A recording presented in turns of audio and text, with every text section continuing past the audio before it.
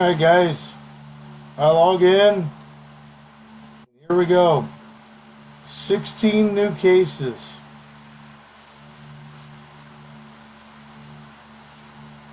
All from Brandon.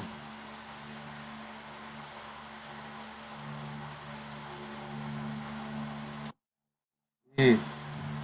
So I just tallied these all up. So the 16 new cases is an additional $1,061 that was taken out of my account. There's just 16. These are response required. Last updated, they just came out. Just the money just came out of my account yesterday. Here's the ones that are being reviewed by PayPal. These are the old ones.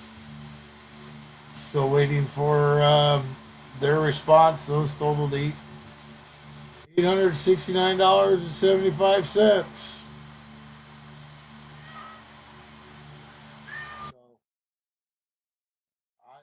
So you're killing me, man.